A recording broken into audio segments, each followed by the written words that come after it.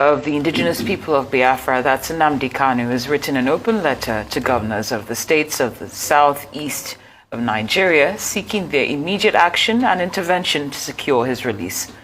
This is the update on the series of recent communication from Kanu's family, coming barely 1 month after they accused political elite from the region of abandoning their son to his fate.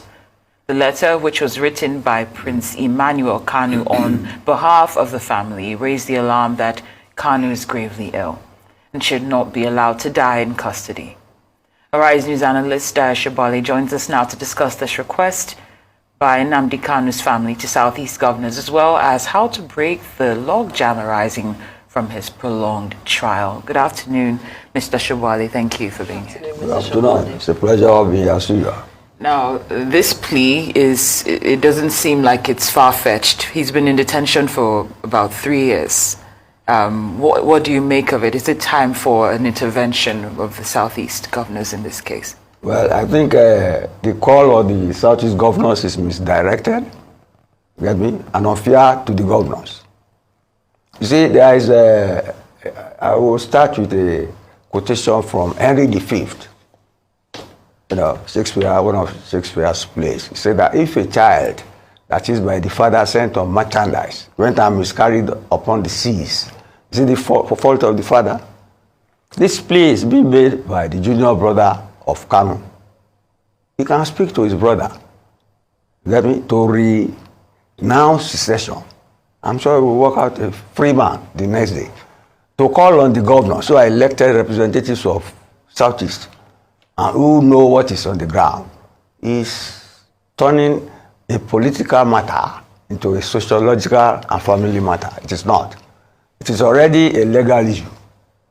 And the last ruling by the court was that the lower court should accelerate hearing on his case. He was freed before, although while in detention, he fled to Kenya. He was retrieved from there, and his trial went on. If his health is not okay, that is the fault of the people. He should not die on account of ill health in government's custody. You get me? Because people are contesting the legality of that custody. This is in court. I don't want to comment on something in court. But you see, it is unfair, again, for them to call on the Southeast governors. Because you put them in a cul-de-sac of sorts, a no-win situation. Like I said the other time, blood is thicker than water. There is no doubt that Igbos generally have empathy, sympathy for him. But it is a path they had followed before, and which they regretted. You get me? Although the government was magnanimous enough to accommodate the leader of rebellion then, Udimogu Ojukwu. And ever since, we've moved on. Our motto is unity in diversity.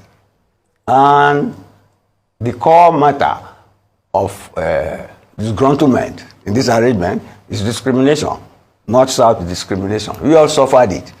When I started out as a civil servant, then I went into the bank. You see, in the bank, when government took over banks, they would just send northerners who never met you in the university as executive directors. Whereas you are planning, sliding up. Even my mates who remained in the public service, only one got to be from the South. You get me? Only one got to be deputy permanent secretary. As Dele Adeola is dead now.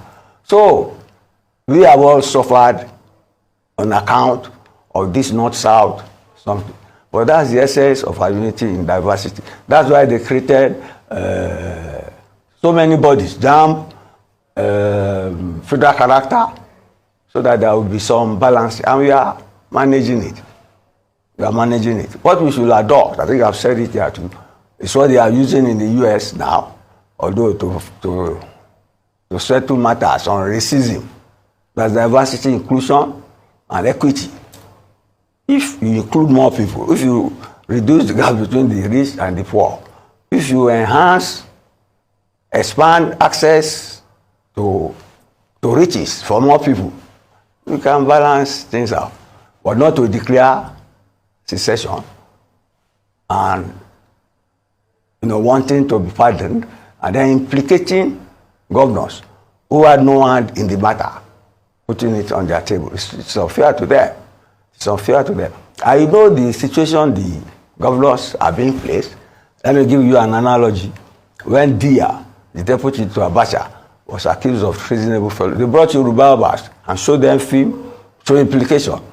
The Abu Jale of Ijabo, they said, well, we have seen your film, but it's our son, which means you cannot give approval for you to kill our son. And he was not killed. They want to put the governors in this same situation. But let Kanu, I say it again, renounce secession. Even if he knows his health cannot take it, he doesn't need to die over the matter. The Igbos are Nigerians, whether anybody likes it or not. And sooner than later, an Igbo will be president in this country. It's just a matter of time. So there is no need for any rebellion. And there is no need to implicate 4 governors in a matter that should not really concern them, since it is in the court. Right. And truly this matter does, seem to be passed from one office to the next, in these pleas of trying to get him to regain his freedom. I read an interesting commentary this morning where the writer was saying that, well, the current president should toe the way of the late President Yaradua and just put an amnesty on the issue so that we can move on from it. What are your thoughts on that way of handling cases concerning agitators, especially, with the issues of secession and so forth? You have to treat them in context. You see, the one you mentioned, Yaradua, it's like, Yoruba is saying, you use a thief to catch a thief. Get me? That was a form of compensation, even though it was an amnesty. See, the riverine areas are still suffering. You get me? From pollution and so many things involved in exploration of usage of oil. And that's the area that lays the goose that lays the golden egg. So that was done there. There was amnesty. And that was even why they were using those who were militants before as security people to secure the creeks, so that the oil can flow. You see that context? You cannot apply that context to this. Because even in the first rebellion, by Ojukwu, like I said, it was accommodated. It was accommodated and brought back and rehabilitated. And this has moved on. Then, it's like bringing back bad memories, to say this. Because we are advancing. See our elections. You saw how Obi emerged. Even though it was at the last minute. And you see what is happening all over the country. We are learning to manage our diversity. And I don't think violent challenge of constituted authority should be condoned. Although I'm not president, the work stops on the table of the president. So amnesty is off the charts for you. Unless, of course, the president wants it. Whatever disclaimer.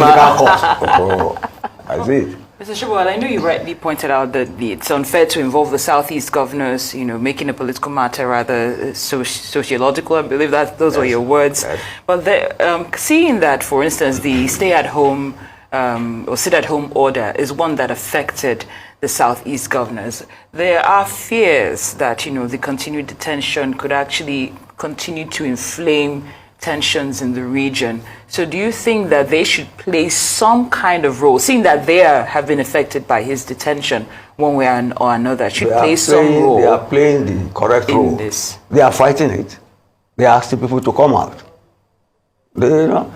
And they are asking people to come out. But like I said, blood is thicker than water. You see, you may not necessarily come out to say you support something. Tacitly or spoken way. You get me? People know where their sympathies lie. But it's not the sympathies that they can manifest openly. And these governors are doing their best. They are almost forcing people to come out. In some areas, they are successful. In some areas, they are not.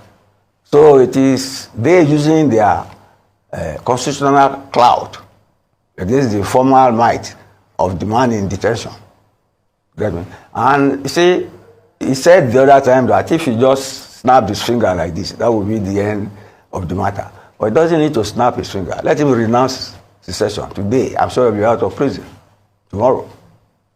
And it's interesting that you say that, because in the video we've been playing of him, he's saying, you know, once he's released, all the insecurity in the region will be gone in two minutes. That's right. But earlier you mentioned the political cost of an amnesty. But let's look at some of the potential benefits of his release. And some people are even comparing it. I know every case is different and individual, but people are saying, well, if Sunday Boho can be freed, and if Sowore can also be forgiven for his cases that he had withstanding, then surely there must be some benefit to extend an olive branch, since this case has been going on for so long. I'm a Yoruba man. Ugo is not in the same class as Kanu to the Yorubas. I don't even know Ugo. You get me now? See, they are paper tigers. The same thing this other man you mentioned. He's an activist. A human rights activist. You get me? That is his way of life. And he knows he must have, if you do some things, you have clashes with the law. And people like that invariably have a coterie of lawyers supporting them. You get me? Because they know they are fighting for society, not for themselves. You cannot put Kanu in that category. He has an organizer, IPOB. You know what that acronym, what it means? It's a challenge to the legitimacy of the Nigerian government. Let him go back on that. He will be a free man. It's so simple. Or you don't think so? Oh, I think if it anyway, were that simple, we would have seen the ball is in the court of Mr. President. And the court.